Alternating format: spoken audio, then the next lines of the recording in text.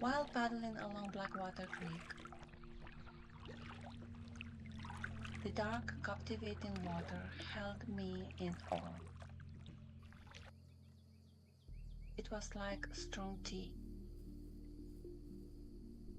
clear as if nature herself had brewed it in a huge cup. On the shallows, the white sand glowed through the water, like sugar accidentally dropped into the tea with a giant spoon.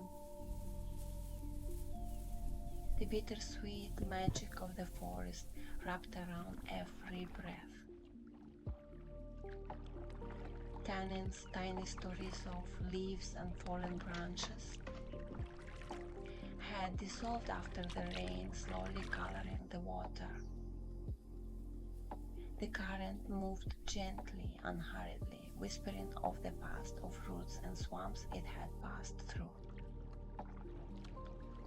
Though dark, the water felt clean, almost weightless. Every breath carried a soft, sweet forest aroma. Moments like this made time feel still,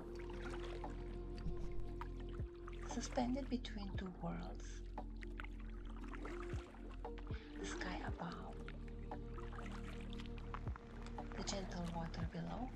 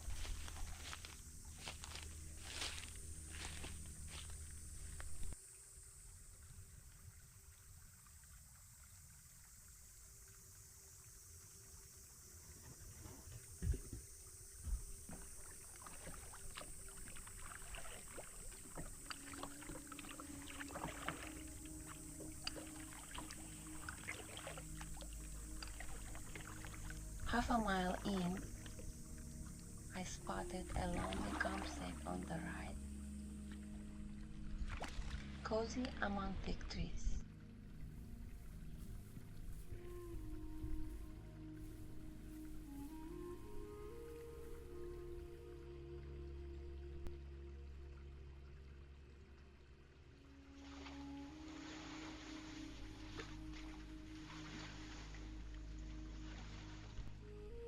Stepping out of the kayak,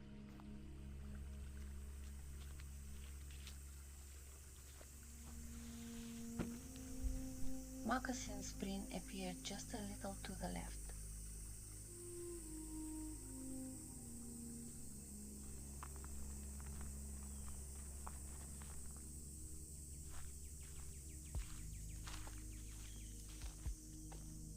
Old wooden pilings rose from the water,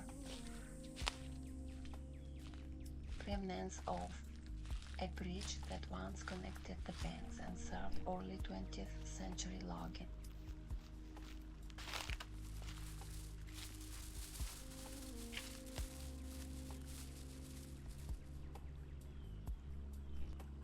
Nature was reclaiming them, and the pilings slowly crumbled with each breeze.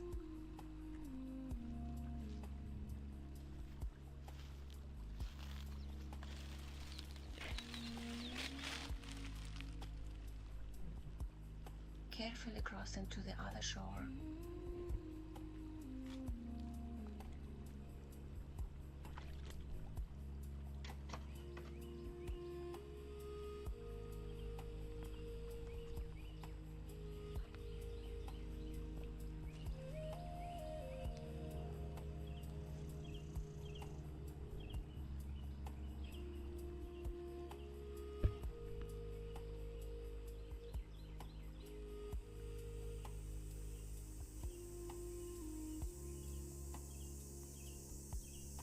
I noticed a small sulfur boil bubbling quietly, releasing its soft, earthy scent.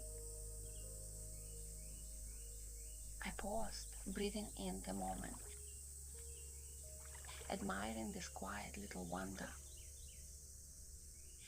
Then, taking just one step, I slid into the warm waters of Head Springs. I let myself sink into the sounds of the forest, muscles relaxing, feeling a gentle wave of calm and emotional detox.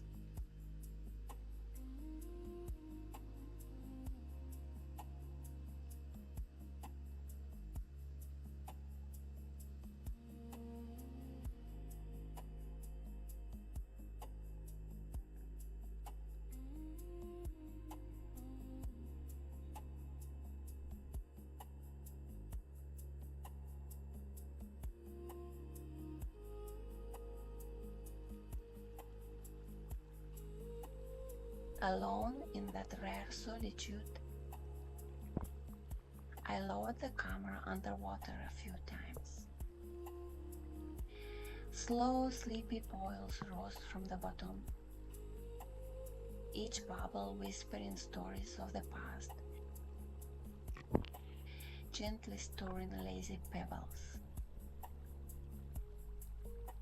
It felt like peering straight into the heart of the forest. The water was clear, smoky blue toward the middle, with a soft milky tint. Bright guppies floated slowly across the shallows, filling the ceilings with life and lightness. The surroundings were wild, untouched. Dense forests with no signs of infrastructure. The difficult access made it feel like the perfect place for solitude, for full immersion in nature. Here, Blackwater Creek was calm, narrow, and picturesque, with shaded banks. All around life rustled, chirped, and moved. Turtles, ibises, countless birds, otters, alligators. It felt like stepping into another world, where time slowed and the forest breathed with me.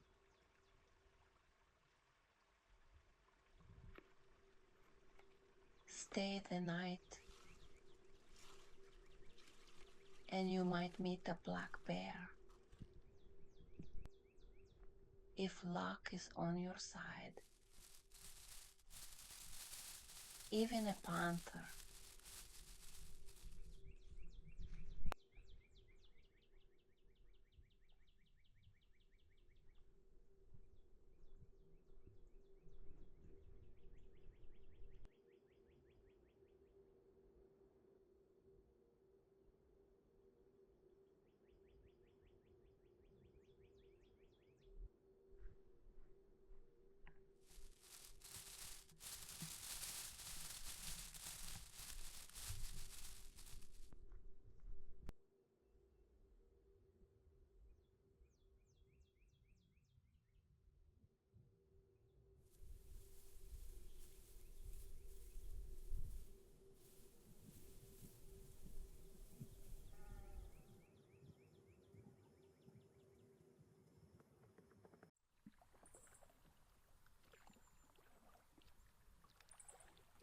My next stop is Tramway.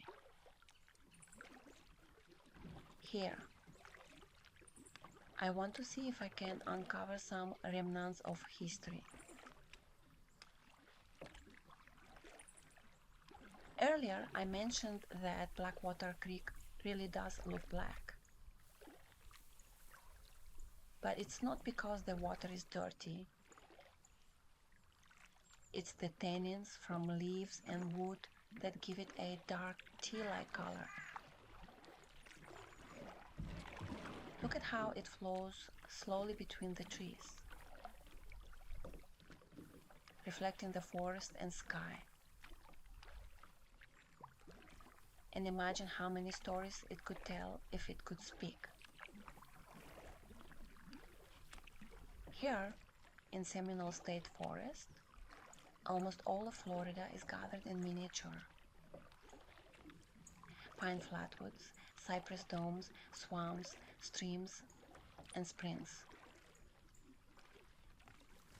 Almost every bend in the river, every hidden cove, holds a secret. This is a rare place where nature makes the rules, not humans.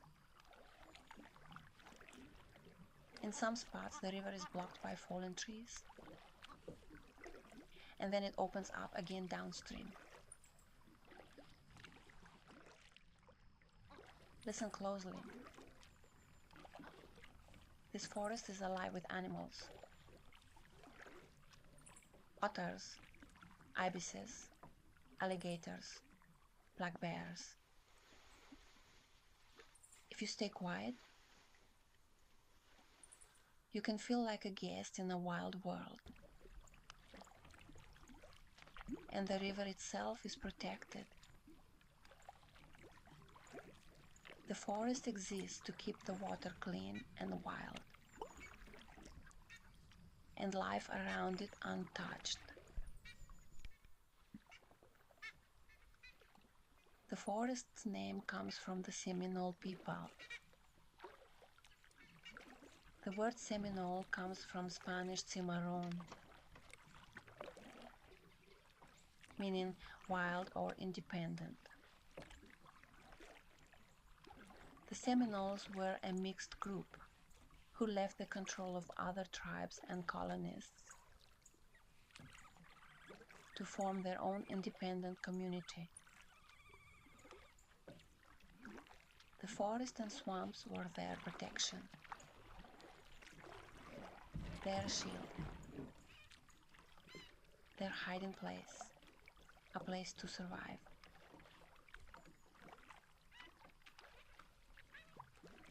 during the Seminole Wars in the 19th century. These forests were a real fortress. The Seminoles used the swamps and thick vegetation to fight and to hide from the U.S. Army.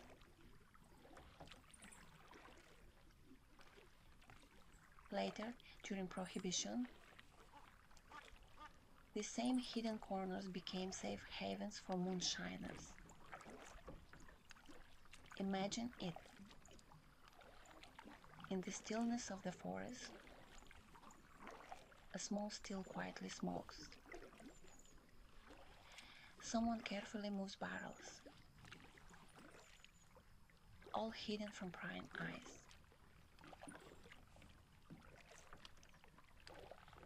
Long before the Seminoles, other native peoples lived here. The Timucua and Mayaca,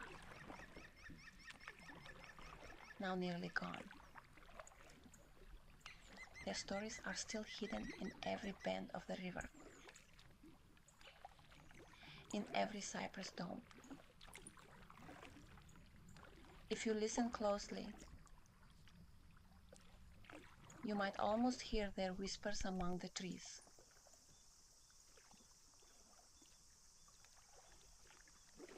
Finally, this forest is a true living shield for the river. It keeps the water clean, supports the ecosystem, and gives the feeling that we are floating not just down a river, but through a small wild Florida, where humans are only visitors. Every bend in the water, every hidden cove, reminds us of those who once sought freedom here, whether Seminoles, earlier native peoples, or clever moonshiners hiding from the law.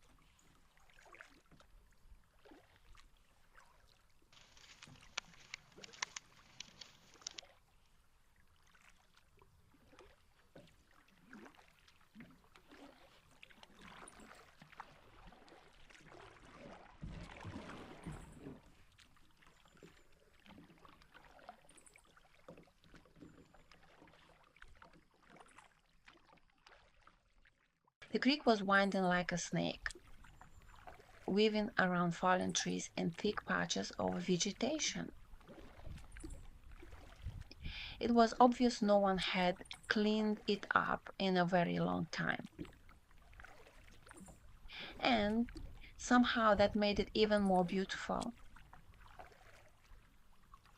It felt completely wild, like nature, the way it existed long before people. That kind of a raw wilderness sparks a mix of excitement and curiosity. Then suddenly a bridge appeared right in front of the nose of my kayak, almost like it had grown out of the forest by itself. Old, worn out, and nothing like the photos I had seen before. For a moment I thought this must be the wrong bridge and decided to keep going. But just around the next bend there was another bridge. This one looked even older, even more fragile. And the strange thing was, there was no mention of it anywhere. Not in the guides, not on maps, not even in photos. For a second, my heart tightened in surprise. Moments like that trigger something interesting in the brain. A mix of a little adrenaline and that childlike excitement of discovering something unexpected. Right after that second bridge, the creek suddenly turned into a swamp. The water was completely choked with trees and floating vegetation. Basically, perfect alligator habitat. There was no way to paddle any farther. According to the map, this was where the route ended. But something inside me wanted to explore the unexpected treasures I had just found. So I pulled the kayak over and stepped onto a narrow sandy trail between pine and oak trees. A long time ago, logging trains used to run through here, and it almost felt like the ground still remembered it. The remains of an old rail bed and a few strange wooden posts stood nearby, silent traces of the past. They seemed to hint at loaded rail cars and the hard work that once hauled timber out of this forest. Work that changed both the landscape and the lives of the people who did it. The bridges themselves were built from old railroad ties from a dismantled narrow gauge railway. Even though the wood looked worn and weathered, it still carried that familiar railroad smell. The chemical preservative used to keep the ties from rotting. Maybe that's why these 100-year-old timbers were still able to hold my weight, letting out only a soft creak as if gently reminding me of their age. Beneath the bridge I could see the remains of old support posts, what was left of the original railway crossing. The bridges crossed Blackwater Creek, slow-moving and black as tar from the dissolved tannins and deep forest shadows. The water shimmered in rare patches of sunlight, reflecting the tree canopy above.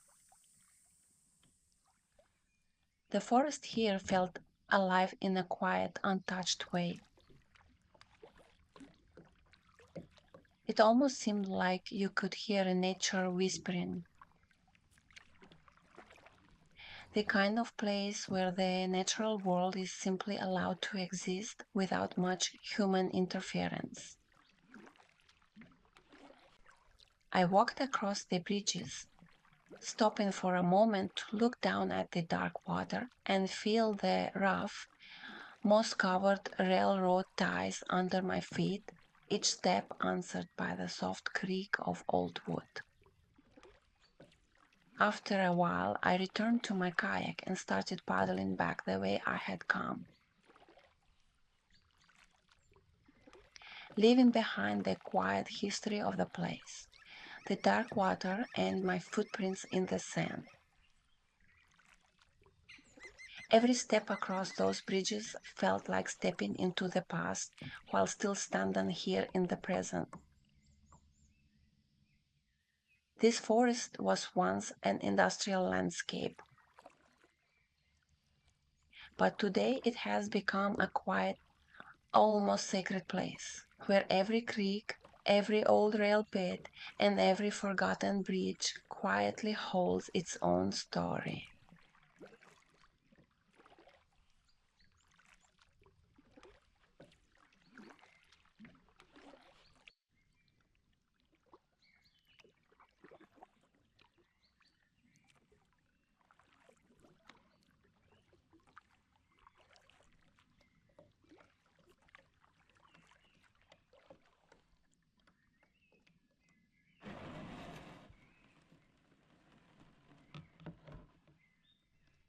Stories hide in unexpected places until we meet again on the uncharted paths.